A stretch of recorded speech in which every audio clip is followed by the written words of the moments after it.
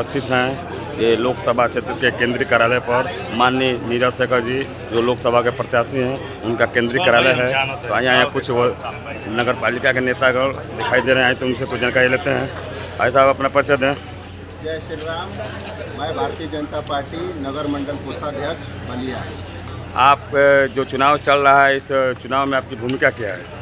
सर्वप्रथम तो मैं आपके चैनल के माध्यम से सभी नगरवासियों को यह सूचित करना चाहता हूं कि मेरी भूमिका केवल और केवल कमल के फूल को जिताना है। तो ये 400 पार का लक्ष्य है, उस पर आप क्या कहना चाहेंगे? 400 पार का लक्ष्य इसलिए दिया गया है कि संगठन को पता है कि समस्त भारत देश की जनता जो है कमल के फूल को पसंद करती है और इस बार 400 पार जाने वाला है। विपक्षियों को दर्द कम हो, इसलिए पहले से ही उनको बता दिया गया है कि भारतीय जनता पार्टी 400 के पार जा रही है। और भारतीय जनता पार्टी का इस साल का मुद्दा क्या है इस चुनाव का? राष्ट्र हित में है। परम वैभवन ने तुम्हें तत्स्वराष्ट्रम, भारत देश को परम वैभव तक पहुंचाना, यही भारतीय जनता पार्टी का पहला और आखिरी लक्ष्य है। और ये शिक्षा मुद्दा है, स्वास्थ्य मुद्दा है, ये प्रशासनिक मुद्दा है, इस पर आप क्या कहना चाहेंगे? सभी में सुधार है। आप देखेंगे कि जो शिक्षा पहले थी बाबर को और हुमायूं को पढ़ाने की, उसको हटा करके श्री रामचंद्र जी को और कृष्ण को जानने की के लिए शिक्षा में शामिल किया गया है। भारत की शिक्षा नीति सबसे बेहतरीन क्वालिटी की इस समय बनाई गई है। और चिकित्सा की बात करेंगे तो 2014 से पहले बलिया में केवल स्ट्रेचर भी नहीं मौजूद था, वहाँ पर आज सिटी स्कैन और प्लास्टर और ब्लड जांच, ये सारी चीज़ें उपलब्ध हैं। विपक्ष का मानना है कि जो पहले सुविधाएं मिलती है, सुविधाओं को वंचित रखा गया है। क्या मतलब?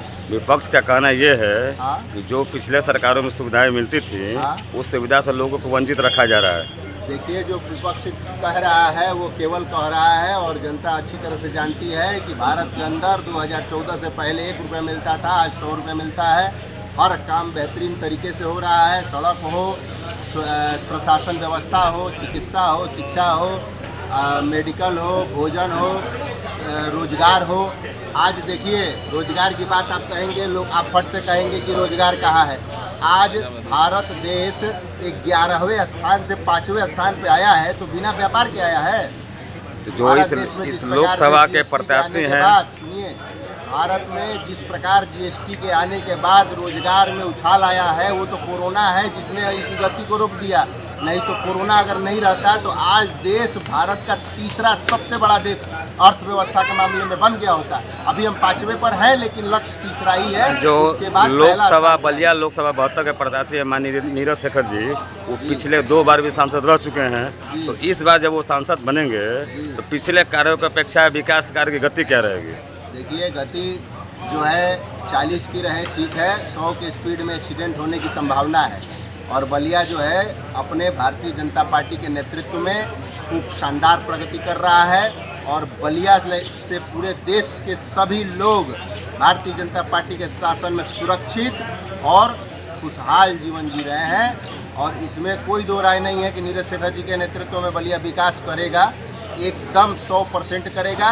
मेडिकल कॉलेज खुलने वाला है, बलिया के अंदर जो जेल है उसको शिफ्ट किया जाने वाला है, मेडिकल कॉलेज खुलने वाला है। और दूसरी बात यह है, 4 लेन कंप्लीट होने वाला है, गंगा एक्सप्रेसवे बन ही रहा है। अब विकास के नाम पर क्या चाहिए आपको? धीरे धीरे कार्य हो, अच्छा हो, साफ सुथरा हो, भ्रष्टाचार ना हो, यही भारतीय जनता पार्टी की पहली प्राथमिकता है।